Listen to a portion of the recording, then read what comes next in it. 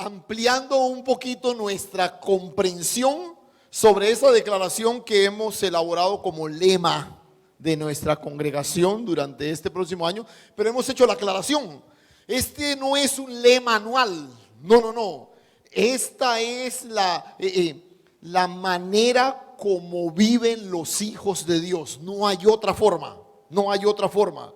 Nosotros vivimos viendo crecer a Cristo mientras menguamos, punto. Si esto opera de otra manera, no nos hemos salido de lo que Dios ha establecido para nosotros. Entonces hemos ampliado algunas cosas. Por ejemplo, el domingo pasado vimos que esto no fue un plan B de Dios. Cuando ya ahí en el Evangelio dijo, no, bueno, cambiemos un poquito, listo. Entonces, ahora que Cristo comienza a crecer no. Vimos que este es parte del diseño original. Desde Génesis mismo es parte de lo que el Señor estableció, que todo fuese manifestado en Cristo. Fue en Él, por Él y para Él que todo fue hecho. Entonces, yo les dije que a partir de hoy vamos a tratar de ver, esta es la ecuación esta es la ecuación a la que hemos sido llamados a vivir. ¿Cómo? Que Cristo crezca mientras yo menguo. ¿Hasta cuándo? Hasta que todos lleguemos, ¿sí?, al varón perfecto, que es Cristo Jesús. O sea, dicho así en forma más directa, hasta que usted y yo desaparezcamos. O sea, me fascina como lo dice Pablo ahí en Colosenses, hasta que quedemos escondidos con Cristo en Dios. O sea, hasta que usted no se note, es hasta eso. No, pues yo sí he ido como creciendo un poquito en esta área. No, esto no es cuestión de, este es la hoja de ruta, repito. Hasta que todos lleguemos a la medida de la estatura, de la plenitud de Cristo. Entonces, hicimos algunas consideraciones generales. Bueno, todo está ahí para que usted, si quiere, vea las charlas anteriores. Pero yo les decía que hoy vamos a tratar de identificar cómo nos movemos en ese proceso. O sea, la dimensión práctica de cómo comenzamos a caminar operando desde esta ecuación. ¿Qué ecuación? Que Él crezca mientras yo menguo. Más de Él, menos de mí.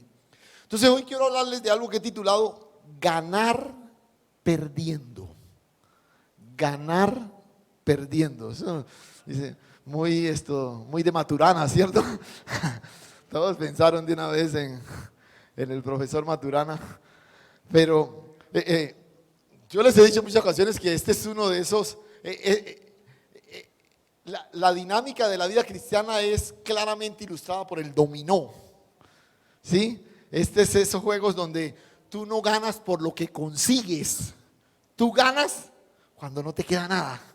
En ese momento ganó. El jugador de dominó gana es cuando se quedó sin fichas. En Monopolio tú ganas cuando compraste todo, ¿cierto? Cuando lograste quebrar a todo el mundo y te quedaste con todo. No, en el dominó tú ganas cuando entregaste todo.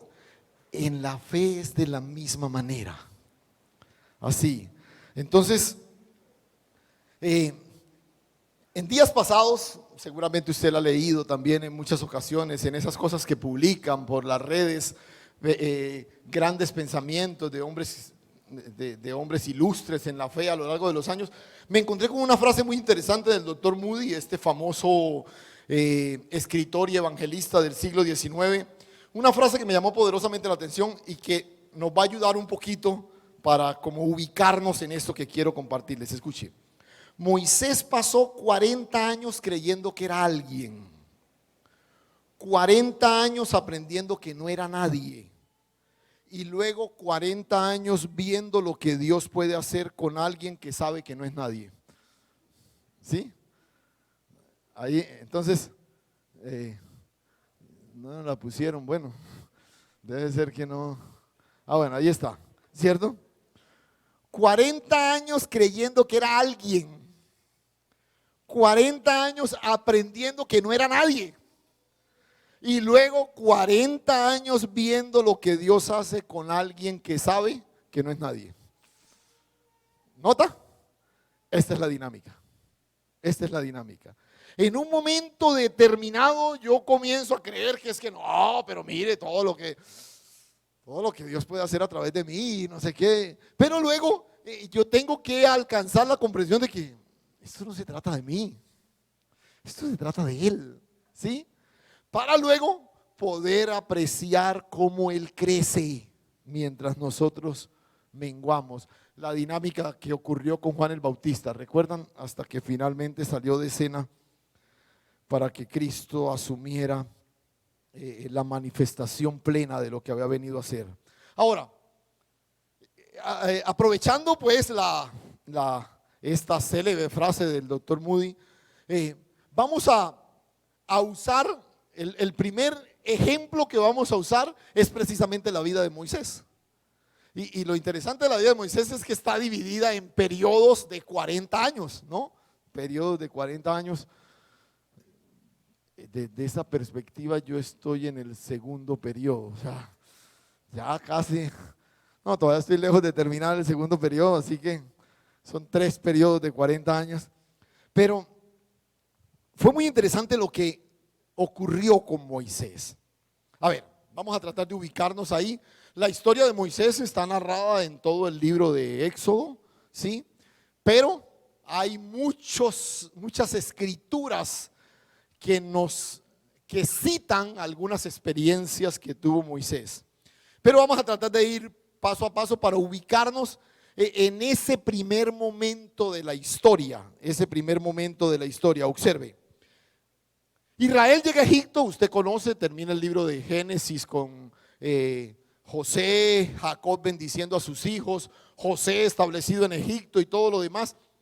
Israel comienza a hacer una transición de ser una familia a ser una sociedad tribal. Recuerde, son 12 hijos de Jacob, las 12 tribus de Israel, y luego a convertirse en la nación que Dios le prometió a Abraham. La familia de Jacob se establece en la tierra de Gosén, ahí en Egipto. Todo esto usted ya lo conoce, ¿cierto? Comienzan a crecer, comienzan a multiplicarse. Incluso el escritor de Éxodo dice que se llenó de ellos la tierra. Observe el capítulo 1, verso 7. Éxodo 1, 7 dice: y los hijos de Israel fructificaron y se multiplicaron y fueron aumentados y fortalecidos en extremo. ¿Y qué pasó? Se llenó de ellos la tierra. O sea, eran buenos para multiplicarse, ¿cierto? Tenían ese don. Bueno, no había televisión ni nada de esas cosas en esos días. Entonces se llenó de ellos la tierra. Ellos se ubican en esa porción de tierra en Egipto. Fue una familia de un poco menos de 80 personas que llegaron ahí, pero de un momento a otro comenzaron a crecer, y ese crecimiento trajo consigo un cúmulo de problemas. Los egipcios comenzaron a sentirse amenazados y decidieron diseñar un plan para esclavizarlos. O sea, para evitar que en el futuro esa familia que ha crecido tanto de pronto se levante y se venga contra nosotros. Entonces diseñaron un plan para esclavizarlos, para que ellos no pudieran tomar decisiones autónomas. Sin embargo, curiosamente, entre más los oprimían, ¿qué pasaba? Más crecían. Mira el verso 12. Pero cuanto más los oprimían, tanto más se multiplicaban y crecían, de manera que los egipcios temían a los hijos de Israel. Entonces Faraón diseña esa macabra estrategia, lo hemos visto en otras ocasiones, usando a las parteras para que cuando naciera un hijo varón, ellas le quitaran la vida, ¿cierto? Sin embargo, las parteras no fueron capaces de obrar al nivel de maldad que Faraón les había propuesto. Entonces, el monarca egipcio va un poco más allá y le da licencia a todos los habitantes de la nación que si ven un niño hebreo recién nacido, ellos mismos lo cojan y lo tiren al río. O sea, se imagina la zozobra, la angustia de una madre judía, porque primero eran las parteras que tenían esa licencia, digamos así. Ahora era cualquier ciudadano podía, si veía un niño hebreo, sencillamente tirarlo al río, quitarle la vida, ¿cierto?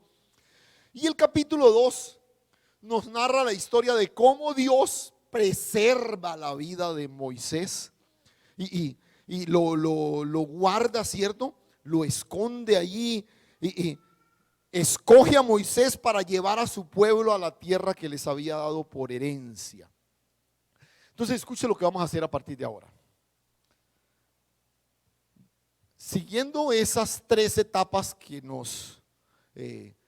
que vemos claramente en el texto y que las ilustra de manera tan clara Moody con esta frase que leímos al iniciar, vamos a tratar de ver cómo apreciamos en esos estadios de la vida de Moisés 3 momentos que probablemente nos pueden ayudar para abrazar el desafío de vivir de tal manera que Cristo crezca mientras nosotros menguamos. Entonces le voy a proponer estas 3 etapas de esta manera. Vamos a llamar la primera etapa autorrealización. Usando las palabras del doctor Moody, él dice, son los 40 años en que él cree que es alguien, ¿no? La etapa de la autorrealización, cuando yo creo que puedo lograr muchas cosas, que todo lo demás. La segunda la vamos a llamar la etapa de la negación o también la etapa del reconocimiento. Yo reconozco que no soy la gran cosa, ¿cierto? Como que uno se estrella y dice, uy, no, y yo que creía que yo era, que yo no sé qué, es lo que le pasa a Moisés, ¿no? Moisés se levanta, es hijo de la hija de Faraón y todo lo demás, y de pronto un día está huyendo por allá, escondido, cuidando un puñado de ovejas que ni siquiera eran de él, y el gran príncipe de Egipto ahora está sumido en el profundo anonimato. Y la última etapa es la etapa de la manifestación. Es cuando comenzamos a ver lo que Dios puede hacer con alguien que sabe que no es nadie. ¿Sí? Que es lo que comienza a pasar a partir de ahí con Moisés. Entonces no se angustien, no vamos a ver todas hoy. Siendo que usted dice, uy, Dios mío, ¿hasta qué hora vamos a...? No, tranquilo, vamos a ver la primera nomás. ¿Sí? La primera nomás. Lo que hemos llamado la etapa de la autorrealización, ¿sí? Es cuando usted y yo creemos que somos la gran cosa, ¿cierto? Que si yo me esfuerzo, yo lo logro. Que si yo me empeño, yo puedo llegar. Que eso hay que hacer esto, hay que hacer lo otro. Y estamos convencidos que podemos lograrlo. Observemos que esta etapa, nuestro personaje hoy es Moisés. Más adelante vamos a ver otros personajes, pero nuestro personaje hoy es Moisés. Uno puede apreciar en esta primera etapa ¿cómo lo digo? El crecimiento exponencial de este personaje. O sea, de un momento a otro, un bebé que nace casi que con una sentencia de muerte sobre él, termina siendo uno de los personajes más ilustres, más grandes del imperio más poderoso de la época. El relato que registra el capítulo 2 nos da todos esos detalles, pero quiero que leamos la historia de Moisés contada por otro autor, no el mismo Moisés que es quien escribe Éxodo, sino la perspectiva que nos da el libro de Hechos desde el discurso de Esteban en el capítulo 7. Entonces, acompáñenme ahí al capítulo 7 de Hechos, capítulo 7, versículo 17, 7:17. ¿Listo? Bueno, si no está listo, igual voy a empezar pero usted mira aquí entonces. Listo.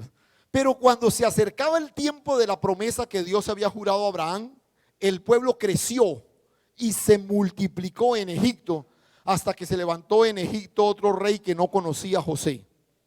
Este rey, usando de astucia con nuestro pueblo, maltrató a nuestros padres a fin de que expusiesen a la muerte a sus hijos para que no se propagasen. En aquel mismo tiempo nació Moisés y fue agradable a Dios y fue criado 3 meses en casa de su padre. Pero siendo expuesto a la muerte, la hija de Faraón le recogió y le crió como hijo suyo. y fue enseñado Moisés en toda la sabiduría de los egipcios, y era poderoso en sus palabras y obras. Cuando hubo cumplido la edad de 40 años, le vino al corazón el visitar a sus hermanos, los hijos de Israel, y al ver que uno era maltratado, lo defendió e hirió al egipcio, vengó al oprimido. Pero él pensaba que sus hermanos comprendían que Dios les daría libertad por mano suya, mas ellos no lo habían entendido así. Y al día siguiente se presentó a unos de ellos que reñían y los ponía en paz, diciendo: varones hermanos sois, ¿por qué os maltratáis el uno al otro? Entonces el que maltrataba a su prójimo le rechazó, diciendo: ¿quién te ha puesto por gobernante y juez sobre nosotros? ¿Quieres tú matarme como mataste ayer al egipcio? Al oír esta palabra, Moisés huyó y vivió como extranjero en tierra de Madián, donde engendró 2 hijos. Nota, es la misma versión de Hechos, pero ahora digamos con los lentes de Esteban, que por cierto, siempre les he animado a que lo hagan. Este capítulo 7 es uno de esos textos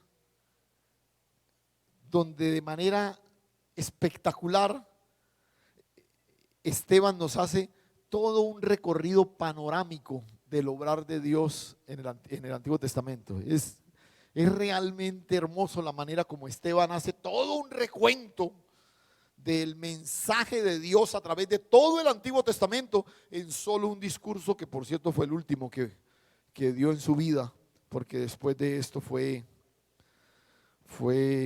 apedreado. Pero pues, a ver, volvamos a nuestro personaje. Seguramente muchos varones contemporáneos con Moisés no corrieron con la suerte que él corrió. O sea, yo creo que Moisés no tuvo muchos amigos de su edad. No creo que haya tenido muchos amigos de su edad. Porque recuerde que la mayoría de chicos que nacieron en esa época, varones, fueron perseguidos por los egipcios hasta matarlos. Moisés sobrevive a una sentencia de muerte que pesó sobre su generación. O sea, de entrada, a ver, póngase a pensar usted en esto. Sobre mi generación había una sentencia de muerte. Muchos de mi generación murieron, pero yo sobreviví. Ya de entrada, eso es una simple reflexión para no sentirse un ganador, para sentirse alguien especial. ¿Cómo no? Tanta gente que murió, pero vea, bueno, sí, Dios lo hizo, gloria a Dios y todo, pero estoy vivo, ¿no? Y era, de pronto Moisés allá en el colegio le decían: tú eres un ganador, tú sobreviviste. Y era esa sensación especial de sentirse como elegido, como apartado, como escogido entre tanta gente para algo especial. Y es fácil deducir que probablemente esto hacía parte de la reflexión de Moisés todo el tiempo. A mí me escogió el Señor. Seguramente su mamá biológica, la que realmente lo crió, seguramente se lo repetía. Y luego se da cuenta que no solo disfruta del privilegio de la vida cuando muchos murieron, sino que además de eso tiene una cantidad de privilegios que los demás no tienen. Vuelvo y repito, que Moisés sintiera que era alguien especial, no lo señalemos, tenía muchos elementos para creérselo, ¿sí? Pero, como siempre hacemos, quiero ir como capitalizando algunas lecciones que quiero dejar en sus corazones en esta mañana, en esta primera etapa que estamos viendo. Entonces, la primera es que no somos victoriosos por lo que ahora tenemos. Moisés, tú eres un victorioso, el campeón de la vida. Muchos murieron, pero tú sigues vivo. Moisés, esto y lo otro. Y bueno, todos esos discursos con los que hoy son formados nuestros chicos. Yo les decía, el sistema educativo de hoy nos forma para creernos el ombligo del mundo. O sea, nosotros somos, es que tú eres esto, ¿no? No somos victoriosos por lo que ahora tenemos. Somos vencedores por aquel que nos amó. Amén. Por aquel que nos amó. Pero vuelvo y digo, un chico que fue salvado de una manera tan espectacular, que fue preservado la vida de una manera, pues es apenas lógico que Moisés creciera como con estas ínfulas. De pronto nunca lo dijo, pero ahí, ¿no? Ahí como en lo profundo. A ver, no le voy a pedir su testimonio en esta mañana, pero esto es algo que a veces como que uno siente allá en lo profundo de su corazón. Uno dice, qué privilegiado soy de que el Señor se haya fijado en mí. Y nota, lo decimos con todo matizado de piedad, pero suena, en el fondo es lo mismo, ¿cierto?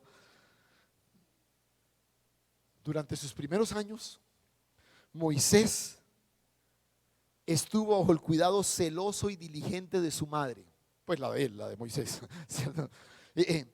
Ella lo crió, la propia madre biológica lo crió. Y nota,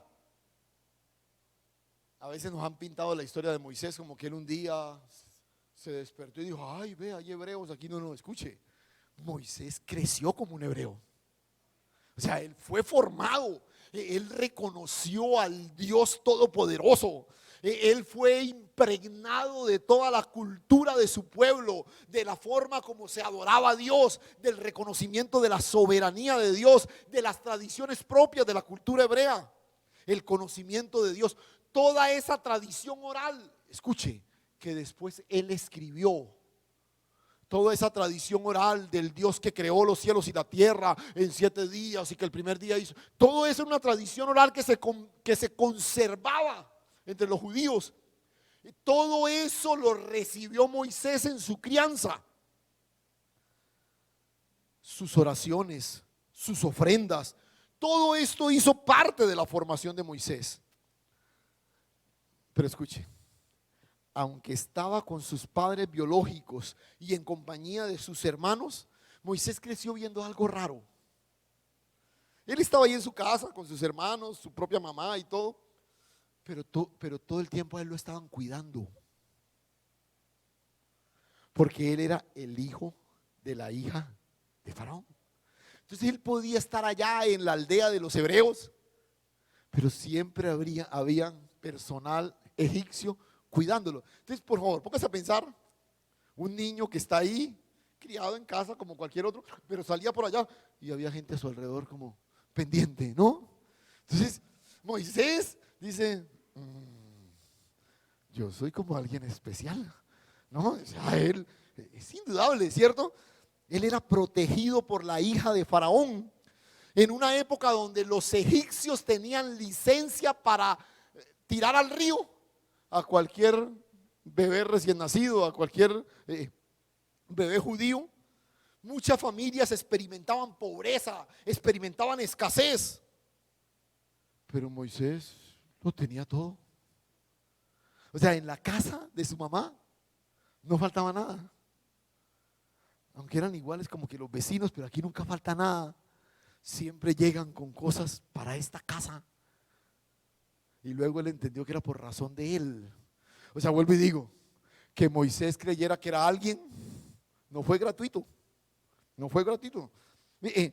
Creció teniéndolo todo y luego, a pesar del impacto de eso, luego para acabar de completar, es trasladado nada menos y nada más que al palacio. Y allá llega y ¡wow! ¡Qué cambio! ¿No? Y hay una cosa muy interesante, porque quizás, seguramente algunos de ustedes lo han hecho. Si no lo han hecho, lo animo a que lo haga. La cantidad de documentos históricos que hay de la época de Moisés, donde se reconoce su rol dentro de la cultura egipcia, lo que este hombre hizo. Y Esteban lo cita así en forma tangencial y casi que note lo que dice el verso 22. fue enseñado Moisés en toda sabiduría de los egipcios y era poderoso en sus palabras y obras. Hay un relato histórico de una gran victoria de los egipcios sobre un pueblo enemigo con el ejército liderado por Moisés.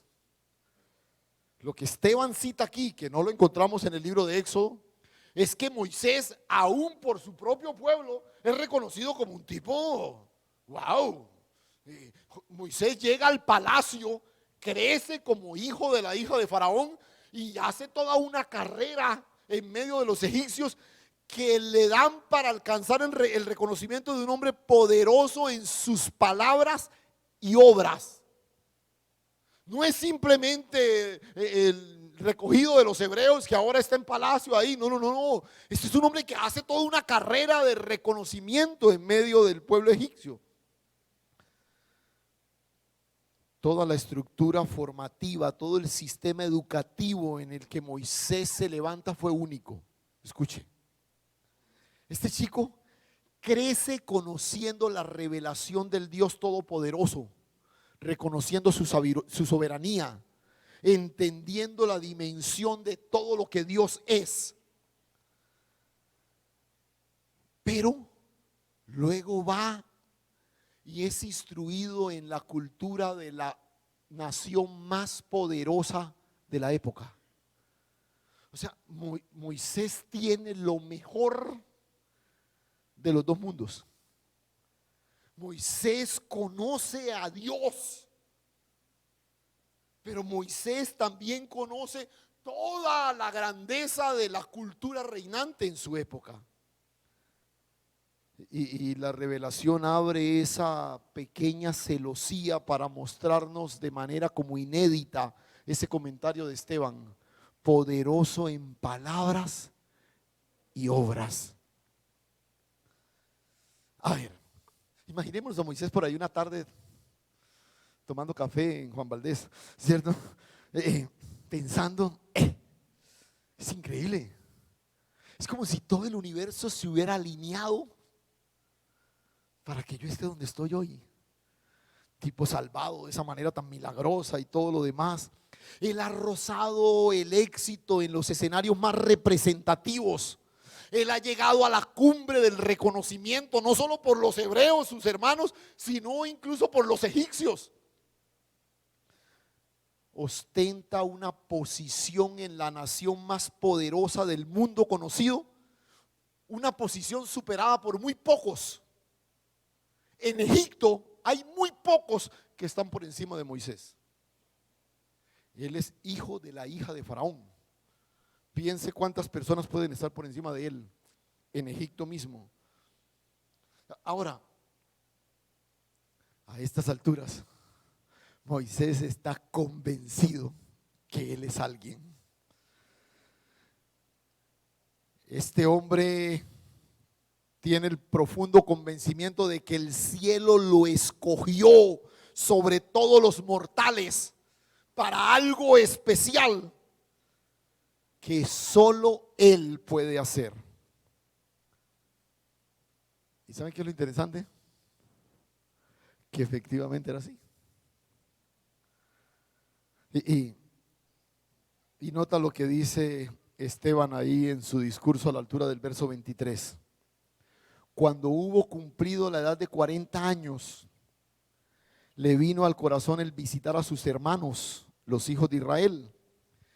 Y al ver a uno que era maltratado, lo defendió e hirió al egipcio, vengó al oprimido. Pero él pensaba que sus hermanos comprendían que Dios les daría libertad por mano suya, mas ellos no lo habían entendido así. San Moisés sí lo entendió, él lo sabe.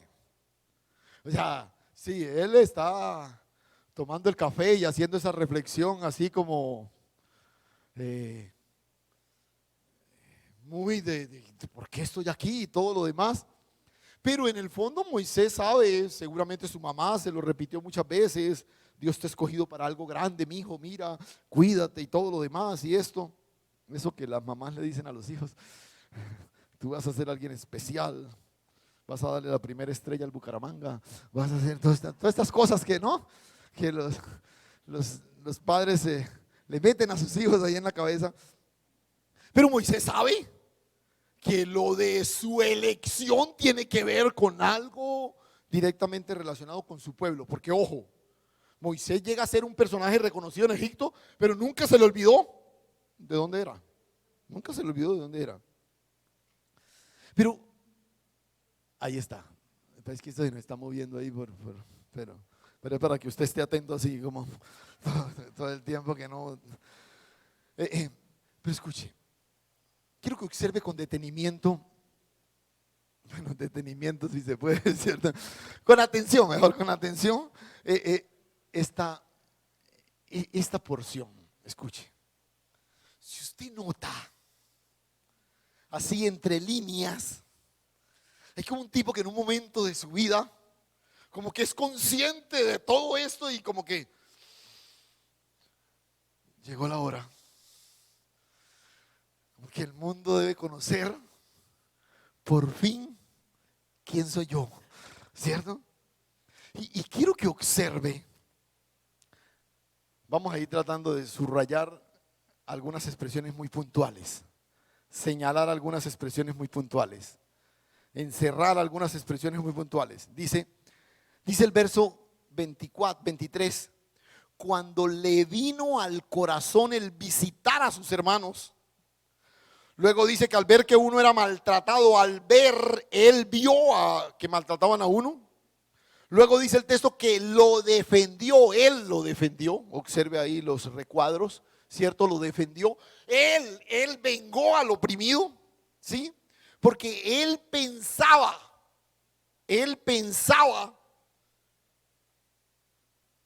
a estas alturas todos ya debieron darse cuenta que yo soy el hombre. Eso es increíble. Después de todo lo que ha pasado, que haya todavía personas que no se han dado cuenta que yo soy el hombre. Yo soy el escogido para traerles libertad. O sea, ¿cómo es posible que no se hayan dado cuenta? Él pensaba que sus hermanos ya la habían cogido, pero como que eran un poquito lentos y no se dieron cuenta. No se han dado cuenta quién soy yo. A nuestro personaje le sorprende que nadie lo haya notado. Dios los va a liberar por intermedio mío. ¿Y no se han dado cuenta? Increíble. ¿Cómo no se han dado cuenta?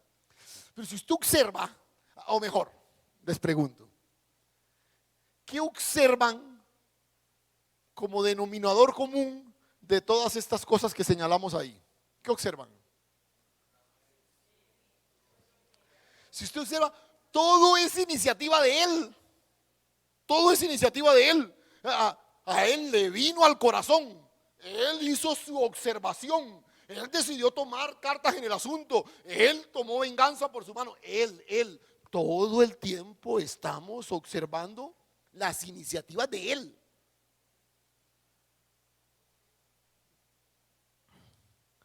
Viene la otra lección que quiero dejar contigo.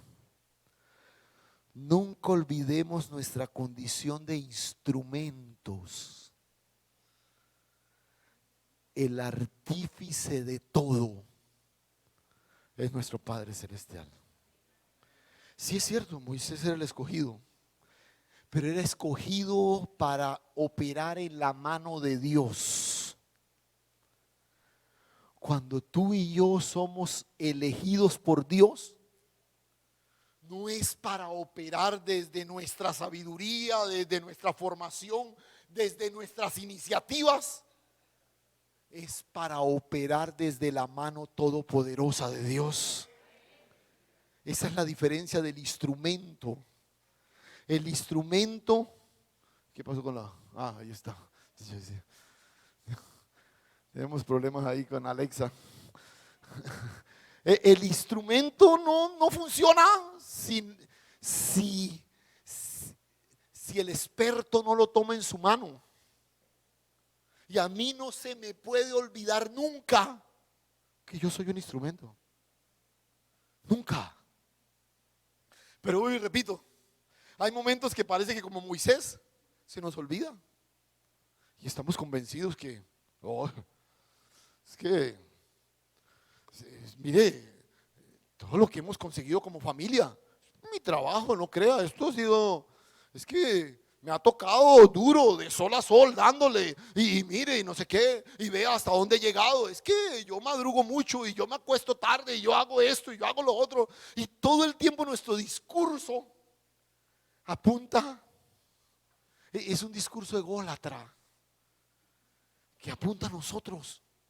Pero no se nos puede olvidar nuestra condición de instrumentos.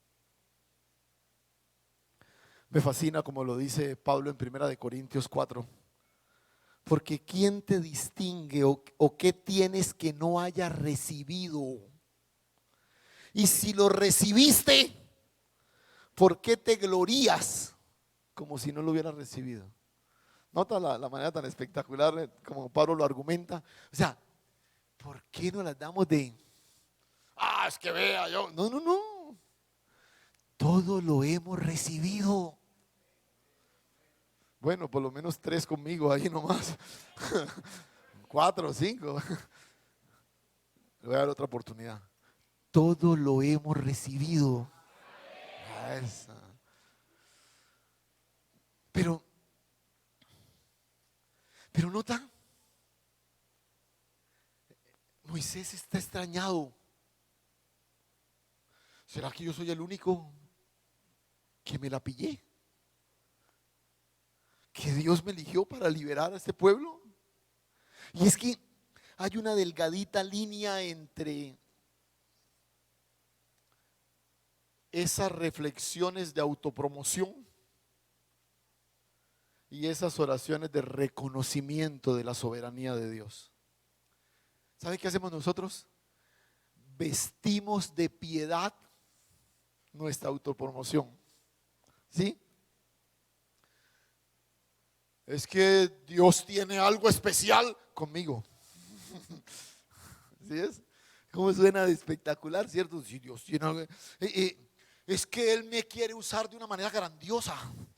Eso suena, nota, nos volvimos expertos en vestir de piedad esas expresiones que solo señalan nuestra promoción, ¿no? Es que aquí como iglesia el anhelo de Dios es que crezcamos y seamos la iglesia más grande de esta ciudad para la honra y gloria de su nombre. ¿Cierto? Que uno tiene que terminar así como para que suene todavía más enfático. Es que tú eres el hombre de Dios para este lugar. Uy, sí, Señor. ¿Ah? Mira, esta es esa etapa que, como magistralmente lo dijo el doctor Moody, la etapa en la que nos creemos alguien,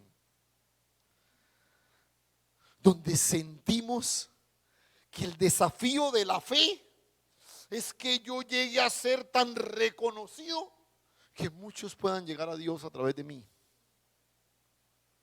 Escuche, recuerda, si eso está pasando, usted va en contravía de la hoja de ruta de Dios. Porque esto no es de que si a mí me va bien, a Dios le va bien. No. Recuerde, esto no es así, no. Esto es que Él crece y yo menguo. Si no está funcionando así, algo no está bien. Uno de los antecesores de Moisés, en su edad más temprana, producto de su inmadurez, se parqueó en esta misma estación en la que vemos a Moisés ahora. ¿Recuerdan a José? ¿No? ¿Recuerdan la vida de José? Es fascinante, ¿no? Ahora era muy inmaduro. José, un tipo escogido por Dios para algo grandioso en su generación, pero en un momento determinado Dios le revela algo a José, a él. Y él se levanta y reúne a sus hermanos y les dice: oiga, les voy a contar una chiva. Soñé algo de parte de Dios. Y todos, sí, ¿qué soñó? Dije, que ustedes todos se inclinaban delante de mí. Y todos aplaudieron. Y En ese momento de su vida, José le cuenta a sus hermanos los sueños que Dios le había revelado a él. Sin excepción, hasta su papá, que lo tenía como preferido, hasta él reaccionó, ¿cierto? La revelación en sueños a este adolescente le mostraba que Dios iba a hacer algo grandioso a través de su vida. Pero la imagen que le daba vueltas en la cabeza a José era de ver los manojos esos inclinados ante él. ¿Sí? Esa es la imagen que estaba en la mente de José. Observe ahí en Génesis 37, leámoslo rápidamente. Soñó José un sueño y lo contó a sus hermanos, y ellos llegaron a aborrecerle todavía más. Bueno, ya le aborrecían, parece que el hombre no era así muy carismático. Y le dijo: oíd ahora este sueño que he soñado. He aquí que atábamos manojos en medio del campo, y he aquí que mi manojo se levantaba y estaba derecho, y vuestros manojos estaban alrededor y se inclinaban al mío.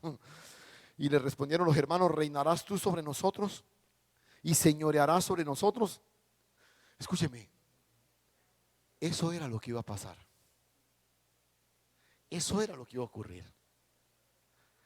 Pero en ese momento de su vida, en esa etapa, José no pudo entender. Y aquí viene la tercera lección que quiero dejar contigo esta mañana. No vivimos para el cumplimiento de nuestros sueños. Si acaso somos coprotagonistas del sueño de Dios. No vivimos para el cumplimiento de nuestro sueño. Otro de esos paradigmas de la educación moderna: tú estás ahí para alcanzar tus sueños, no te los debes robar por nadie, no dejes que nadie mutile, castre tus sueños. No. Nosotros existimos para manifestar el sueño de Dios, que es reunir todas las cosas en Cristo. Por eso la clave es que Él crezca mientras yo vengo. Y bueno,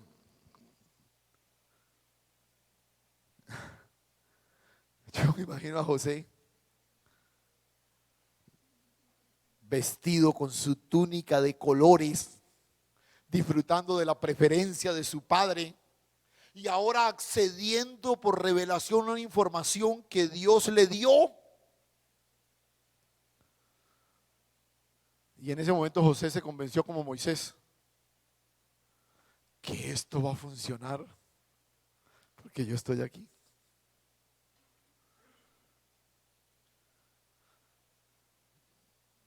Esto lo vemos a lo largo de toda la Escritura. ¿Recuerdan a Pedro? Acaba de declarar que Jesucristo es el Hijo de Dios.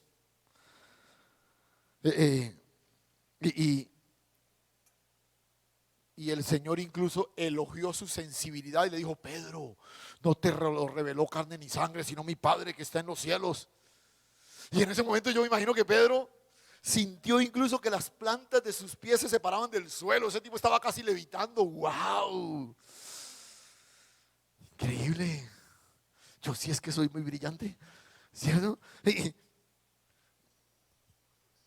sintió como en aquella ocasión cuando caminó sobre el agua, ¿no? Que estaba ahí. Dios me va a usar de una manera especial. Incluso se tomó la atribución hasta de regañar a Jesús, porque ahora era el elegido del cielo para tener la revelación que a nadie más se le había dado.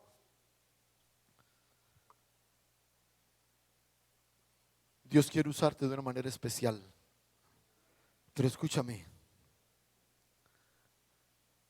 no es por razón de ti, es por razón de la vida que te habita, la vida de su Hijo. Es para que Él sea reconocido y manifestado, no para que tú seas promocionado. Nunca lo olvides. Dios no está comprometido con tu promoción. Dios está comprometido con la manifestación de su Hijo en nosotros. Es de eso que se trata. Todo el tiempo estamos monitoreando nuestros logros, nuestros avances, nuestros ascensos, incluso hasta en temas de fe. Sentimos a veces que la vida cristiana es la vida de la autorrealización. Yo antes no hacía, pero ya conozco esto, ya accedo a aquello, ya hago esto. Vemos, por ejemplo, el camino de la fe como la carrera para ganar conocimiento escritural, avanzar en esferas de liderazgo, ver cumplidas en nosotros cada promesa que Dios ha dicho, crecer en santidad. Si usted observa, suena muy piadoso, pero es toda una carrera de nuestra autorrealización. Y entonces, como para que no quede confusión en nuestra cabeza, el Señor lo dice así de manera, otra vez, volviendo al juego del dominó con el que iniciamos. Allí en Mateo 16 dice: porque todo el que quiera salvar su vida, la perderá. Y todo el que pierda su vida por causa de mí, la hallará. Porque ¿qué aprovechará el hombre si ganare todo el mundo y perdiere su alma? ¿O qué recompensa dará el hombre por su alma? Es indudable que Dios había escogido a Moisés para ser el liberador, el libertador de la nación. Pero este hombre no ha podido reconocer el diseño de Dios a través del proyecto. Él no ha apartado su mirada de sí mismo, de su formación, de su influencia, de sus logros. Y a estas alturas Moisés está convencido que fue escogido por Dios, pero que fue escogido porque es que no había otro. O sea, ¿a quién más van a escoger? ¿Quién tiene el conocimiento que yo tengo? ¿Quién tiene toda la formación que yo tengo? ¿Quién tiene la experiencia militar que yo tengo? Escúchame, Dios te escogió, pero por nada que tú tienes, por todo lo que Él ha puesto en ti, aleluya, por lo que Él ha puesto en cada uno de nosotros. Y bueno, no lo vamos a leer, pero Moisés aparece en la escena otra vez, sorprendido porque no han reconocido quién soy yo. Y mira esto, ahí los versículos que leímos en Hechos. Recuerda que dijimos que al ver que uno era maltratado, lo defendió. Al ver,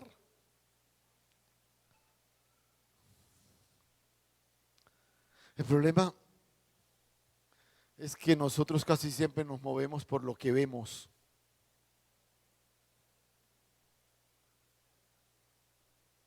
Y no tenemos la capacidad de apreciar lo que Dios nos muestra. Cuando tú solo te guías por lo que ves, dejas de apreciar lo que Dios te muestra. Suena parecido, pero es diametralmente distinto. Lot ve la llanura que da hacia Sodoma y le pareció la tierra más espectacular. Fue lo que él vio. Lot se va y Dios le dice a Abraham: alza tus ojos y mira. Todo lo que tus ojos alcanzan a ver, yo te lo he dado. Yo te lo he dado. Deja de moverte por lo que ves y comienza a caminar por lo que Dios te muestra. No es por la fuerza de tu brazo, es por el poder de su diestra. Moisés no tiene que matar egipcios. Moisés sale a reencontrarse con sus hermanos, a asumir la misión, y lo primero que se le ocurre es matar a un egipcio. Dios no te llamó a matar egipcios. Eres tú el que tiene que morir para que Él tome el control. Y una frase para terminar. Nuestra fidelidad no se mide por la cantidad de cosas que alcanzamos, sino por el tiempo que permanecemos en la cruz. crucificado juntamente con Él. Crucificado juntamente con Él. Y este es el gran reto. Vuelvo y digo, a veces hacemos de nuestra carrera en la fe la recopilación de todos nuestros logros. Lo que yo ayuno, lo que yo oro, lo que yo hago, la obra social, lo generoso que soy, lo esto y lo otro. No, esto no tiene que ver con las cosas que tú alcanzas. Esto tiene que ver con el tiempo que estamos juntamente crucificados con Él. Ya no vivo yo. Cristo vive en mí. El tiempo que permanecemos en la cruz es la verdadera medida de nuestra fidelidad.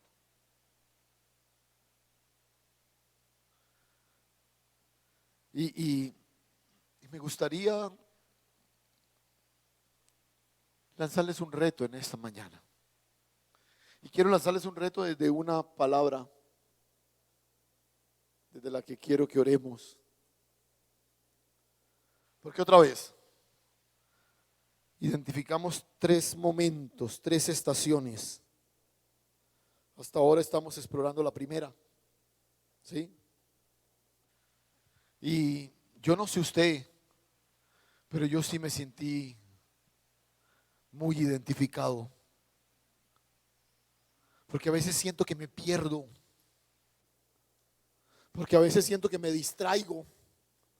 Porque me siento seducido por lo que yo puedo hacer, por lo que es que yo. Y me sentí tan leído a través de la vida de Moisés. Por eso quiero invitarle en esta mañana a que oremos desde un texto. Y vamos a cerrar nuestra reflexión desde ese texto, ahí en Filipenses 3, escuche.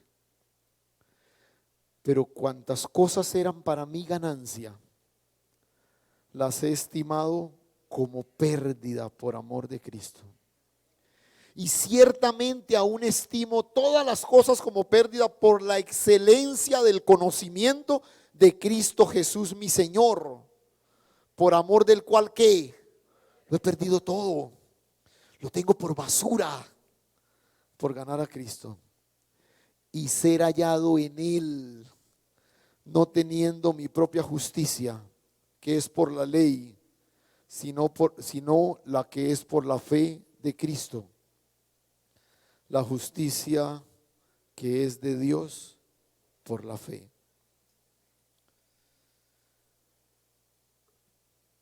No teniendo mi propia justicia que es por la ley, sino la que es, ¿qué? ¿La que es qué? Por la fe de Cristo. Otra vez, cada vez que encuentre eso, préstele mucha atención. La iglesia ha cultivado una fe en Cristo. Necesitamos vivir la fe de Cristo. La fe de Cristo. Es la dinámica cuando ya yo no vivo, sino que se manifiesta la fe de Él. Dios te ha elegido desde antes de la fundación del mundo. Eso ya te ayuda a entender que no fue por nada que hiciste. No tiene que ver con nada que tú lograste, porque te eligió desde antes de la fundación del mundo. Y sabes, el asunto no es por qué te eligió. No hay respuesta para eso. El asunto es en quién te eligió. Y nos eligió en Cristo, su Hijo amado. Vamos a orar. Yo quiero invitarte a que te coloques en pie un momento.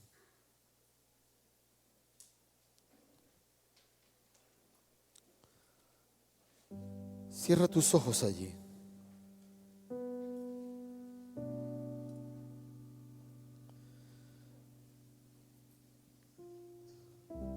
Y quizás, al igual que Moisés,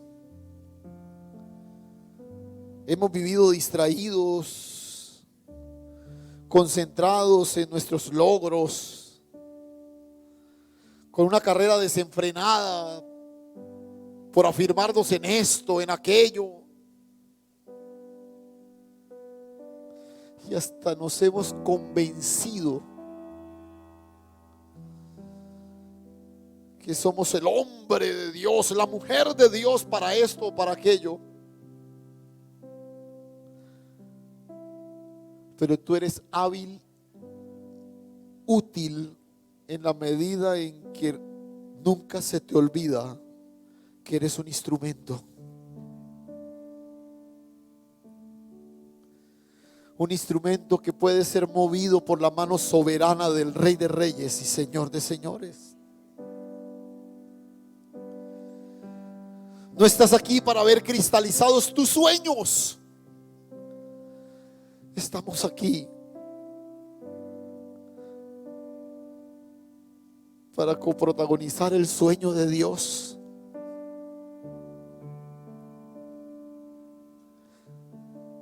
Padre, gracias, Señor. Gracias. Qué lindo y descansador saber que no me escogiste por mérito alguno en mí, porque de igual manera no me desechaste por mi pasado oscuro. Me has escogido en tu Hijo, me has redimido por su sangre preciosa y me has insertado en tu propósito eterno por tu infinita sabiduría y tu profundo amor. Aquí estamos, Señor. Hoy oramos como el apóstol Pablo.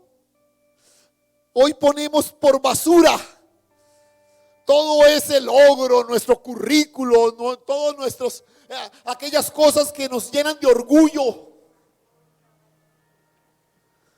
Y nuestro anhelo es que tú seas manifestado a través de nuestras vidas, Señor. Que todo cuanto somos apunte a la manifestación gloriosa de la vida de Cristo. Gracias, Señor. Gracias, Dios. Gracias, Señor. Ayúdanos a rectificar esa posición ególatra que nos ha llevado incluso a ver solo el obrar de Dios en función de nosotros. Esto no se trata de nosotros, Señor. Esto no se trata de nosotros. Se trata de ti. Que no tengamos que vivir lo que Moisés vivió. Que podamos entenderlo, Señor, para ser reinsertados por tu mano poderosa en el cumplimiento de todo lo que te has propuesto hacer con nosotros, Señor. No importa a dónde nos vas a llevar, no importa lo que vas a hacer, lo realmente importante es que tú lo hagas, Señor, y no nosotros. Gracias, Señor. Gracias, Dios.